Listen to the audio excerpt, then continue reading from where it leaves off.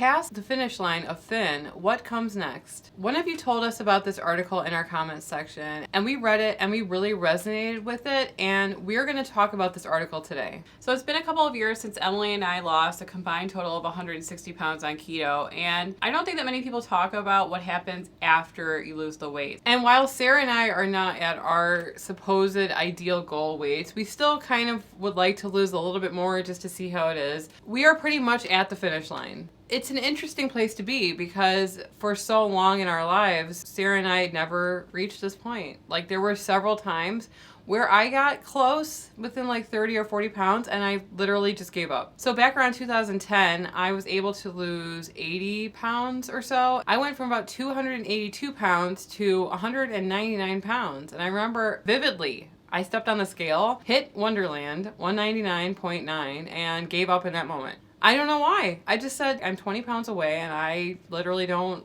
care anymore. And I just gave up. I gained most of it back over the next couple of years. So in 2016, most of you guys don't know this because you haven't watched the beginning of our channel. We actually started this channel in 2016. We talked to like one person that was watching us at the time. If you're still here, thank you. There were several times where we said, and you could be the 11th subscriber on our channel, and we really meant it. We lost a little bit of weight back then too. When we started this channel in 2016, we made about a dozen videos. We had no idea what we were doing. We didn't get any traction, of course, and then we gave up. Just like we gave up on keto. But at that time, I had lost like maybe 20 or 30 pounds. But just like a drop in the bucket to me. I never thought about what was going to happen after I reached this goal. This is the first time I actually reached it. And so, all this to say, what comes next? You think about this thing. You dream about this thing. If you've been obese for as long as we were, you think about this North Star. I'm going to lose the weight one day and then my life will begin. Everything, all my problems are going to go away. I'm going to be happy for the first time ever. I am just going to bask in the glory of being thin. And when you get there,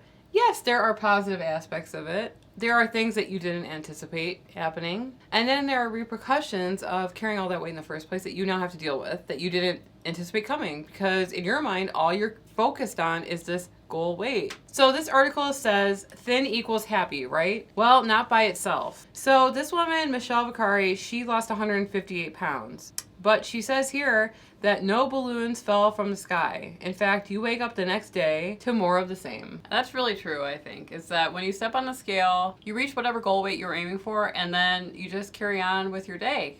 Nothing really changes. There aren't any congratulation parties. I mean, I feel like maybe online, if you post it, people would celebrate you, and it's kind of different for us because we have a YouTube channel. If we were to post something like that, people would be really supportive, but you just kind of like carry on with your day after that point. And then you still have to care about everything that you're putting in your mouth and everything like that. The lifestyle continues. Lisa Durant lost 115 pounds and then said that when she got to the after weight loss part, she felt lost. I spent so much of my life with lose weight as my primary goal. I had no idea what to do with myself once that was accomplished. I often said that to myself. I don't know what I would do with my free time if I didn't think about what I would look like or how I would feel when I was thin. Probably do something really important if I wasn't thinking about weight loss all the time. Now we think about this YouTube channel. Yeah. So there you go. So she wrote that losing weight does not mean that you no longer struggle with your weight. I wish that I had truly understood that. I still struggle with food. I still struggle with me. That doesn't mean that it's not worth it. It is. But if what Durant says is true, there is no after. Then what does the next phase look like? Sarah and I talk about this all the time, that there's a lot of people who start keto or they start a keto YouTube channel and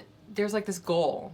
And once you reach that goal, it's like you don't know what you're going to do after that. So people either think of keto as one way. I love the way I feel in this lifestyle. I'm going to stay in it forever. Or I can't wait to go off this. And actually, when we started our channel, we did a lot of like weight loss updates. If you go back, we would really track our journey to the pound every week. And this was after we lost the majority of the weight. So we weren't like pulling huge numbers at that time. And we would get really stressed out when we were getting closer to the weekend and we're like, did you lose any weight? Right. We were very nervous about that. And then I realized that we didn't want our channel to be about our constant weight loss. We had lost a significant amount of weight, and every weekend would come and I would feel like I didn't lose enough to show a weight loss for the channel. And I realized that we need to turn ourselves into a lifestyle channel instead of a weight loss journey. And that's what we did. We focused on that, and I really feel like that changed the direction of how we were thinking mentally, not only in the YouTube channel, but in our own ketogenic journey. But before we get into the next point, we're going to talk about the sponsor of this video, Factor. Factor reached out to us in 2021 and said, hey, do you want to try our keto-friendly meals? And we said, sure. But we really didn't know if we were going to like them. So we tried these meals, and let me just tell you, they blew us away. To the point where I don't know if I can go back to cooking every single day. I just can't. Every week, you pick out which meals that you want. They have new dishes all the time. If I see these on the menu, I cannot say no to them. Peruvian shrimp, green peppercorn pork. Their cauliflower mash is better than my cauliflower mash, and that's saying a lot. And they have a variety of add-on options. So they have keto shakes, they have keto desserts, they have keto cookies, they have keto protein options like steak, chicken, shrimp. Basically, they have it all. So I have to commute 2 hours sometimes every day, and I love coming home, popping one of these in the microwave, and enjoying a meal in 3 minutes. And if you think about how much your time costs, cleaning up, prepping, cooking, shopping, we save hours a week. And that is priceless to me. So if you're ready to get started with Factor, you can try it for just $6.19 per meal by getting $100 off over your first 4 weeks by clicking the link in the description or using code ketotwins100 at checkout. So someone that was featured in this article, Rosalina Donahue, a teacher from PA, dropped 103 pounds with diet and exercise. I really thought I'd have more self-confidence after, she says, but being thin didn't make me an outgoing person. And I think that we can relate to this point a lot because if you watch the first video on our channel, we were quite different people back then. I think if you watch a few of our videos now in comparison to then, you might get the wrong impression that losing the weight was the reason why we're a little bit more outgoing now than we were then. But honestly, that's probably not why we're more outgoing. It's because of this YouTube channel. Making over 200 videos on this channel has helped us become more outgoing in our life, but it wasn't the weight loss. The weight loss might have been the catalyst to start our YouTube channel, but it was actually the step of putting ourselves out there that helped us become more confident. And we recently booked a photo shoot that we made a video about a couple of weeks ago. We decided that we wanted to start off the year right by having a photo shoot, and I'm really glad that we did. And we talk a little bit more about our confidence journey in that video if you guys want to watch it. We'll link it to the end of this one.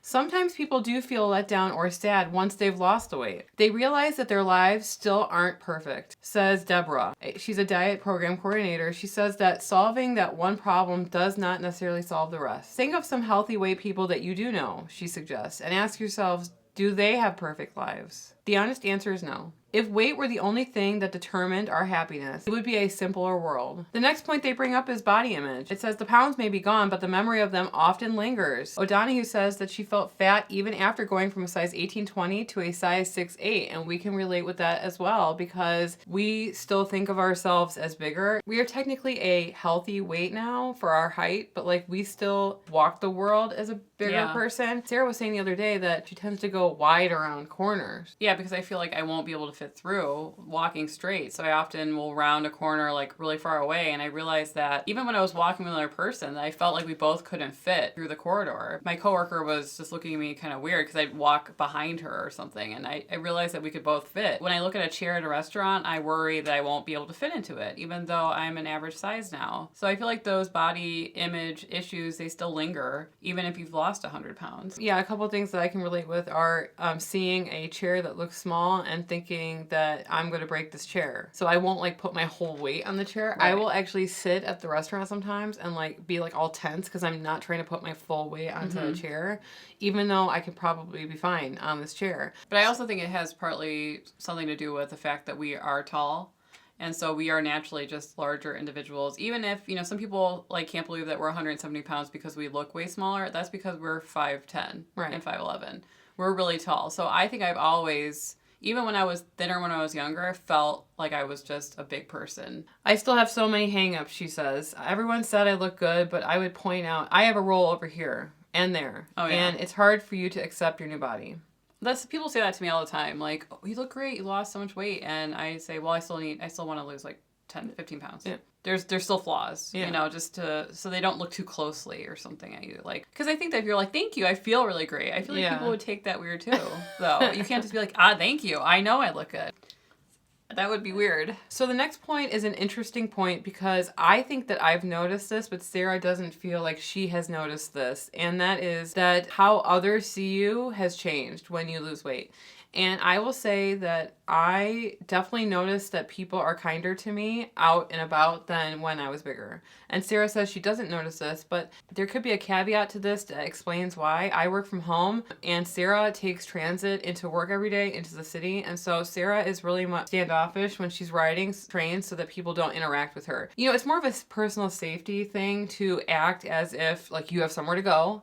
Act as if you don't want any attention brought onto yourself. So maybe you don't notice that people are kinder to you, but I do notice it. That people are kinder to me, even women. Mm-hmm. Like when I go to the grocery store or when even entering or exiting a store. A lot of people, when they get that type of interaction for the first time, it's flattering to them. But when they start to compare it to how the people used to treat them before, then they think that everybody is really shallow and they think that the world is really cruel. And the truth is that yes, the world is very cruel to people that are obese because it just is. I wouldn't say that I was big enough that I attracted a lot of negative attention where I went, but it's like people see you and they want to look at you. Like looking at you doesn't turn them off in some way. And when you start to realize this about people and the way that people just naturally are, very shallow, you start to get angry at the world. That's what this next point is saying. But don't you think that it's also that before you lost the weight, you also hid and didn't open yourself up to talking to anybody? Because I felt that way. It could be. And true. when you're more confident, you exude it and it attracts more people to come and talk to you. It could also be that, a combination of both. I'm sure it's both because I know that, yeah, like she said, I felt invisible when I was bigger for sure. But I also didn't want to be talked to as well. Right. So it's probably a combination of both of those things. So people will say, you look terrific. They'll hold doors for you, help you with groceries, go out of their way to be nice to you. Whether you love the recognition your new body gets you or not, you'll need to figure out how to handle it. It can be uncomfortable in the spotlight, even when the attention is positive. Although the comments you hear now aren't the same as before, they can still feel intrusive and too personal. So things that you have to look forward to are compliments. You look so great. Oh my gosh, you look so thin. How did you do it? And then you'll get backhanded compliments. Like, keep it up. Well, that's a fave. Keep going. Oh, don't gain it back again. Because Sarah and I have gained it back a dozen times in the past. And so people have been used to seeing us like this. So keep it up. Like, don't go back. Like, to me, when someone says that, it really triggers me. I don't like it at all. It's like, how would you feel if I said, get started? Instead of praise, you might get an opposite reaction. Criticism. People start telling me I lost too much weight and I looked sickly. I was offended, but she decided not to take it personally. They are just used to me being overweight. Their minds are telling them that I look too thin. That's a nice way of thinking of things, I guess, but... So they do point out here that it's not always about you, that people often say things that reflect their own relationship to weight or food. Mm-hmm. The next point that they bring up that you might be dealing with after you lose weight is that the people that you love, your relationships with them might be affected.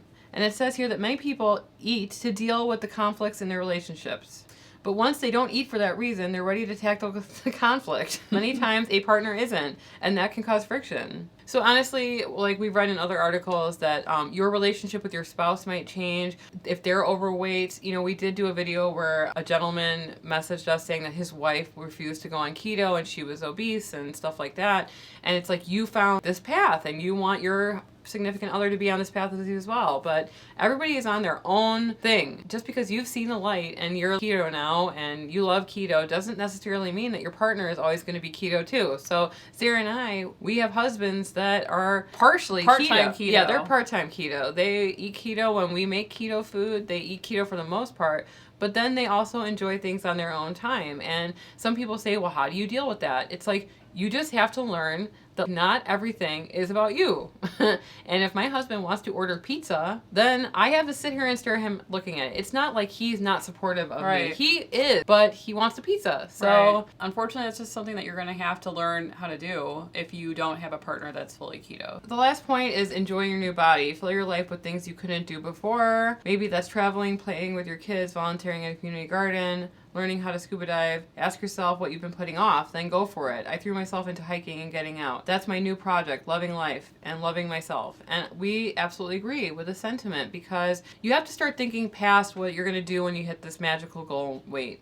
there's going to be points probably in the middle there where you're close enough that the next 10 or 15 pounds isn't going to matter all that much to how you look, right? You're probably going to be around the same size. You're going to look the same. So once you start approaching that, you should be thinking, what can I do now that I couldn't do before? How am I going to push myself out of my comfort zone to do the things that I didn't want to do before because I was too self-conscious? And it's just not going to magically appear one day that you're going to be super confident in your life. You have to take those baby steps. Like, you should see the way that we talked. The first 10 videos that we did here, we were very scared of the camera and comments because we didn't get any comments back then. It's like, ooh. Hello out there. Yeah. Is anyone alive out there? No. If you don't take that first step to try to push yourself some way out of your comfort zone, you're going to get to the part where you've lost all the weight, and then you're going to be disappointed by the whole process because you're still you at the end of it. Yeah, and I'm still me, and she's still her. You know, pushing yourself outside your comfort zone definitely has benefits. It's scary, but once you do it, you realize that you're so capable bad. of so much more than you thought that you were in the past. And it goes for weight loss, and it goes for anything that you're going to be doing in your life. You accept that you're not going to be everyone's cup of tea. You accept that people might say things. It's like it just releases you from that prison of judgment. So to those of you who are near their goal weight, can see it coming, is anything disappointing about reaching the end? And how do you find happiness when you realize that losing the weight wasn't like the entire story? Because we would love to hear that. We think that this is a very important topic to talk about because people think about weight loss and that's their goal, their main goal in life. And once they reach it, they go, oh, now what? And if you guys like this video, please give this video a like. It does help us out with the YouTube algorithm so that more people see our videos. And don't forget to subscribe for more keto lifestyle content. If you guys want to see the video where we did a photo shoot recently, you can click on the video on the screen and we'll see you over there. Anyway, I'm Sarah. And I'm Emily. And we are the Keto Twins, signing out.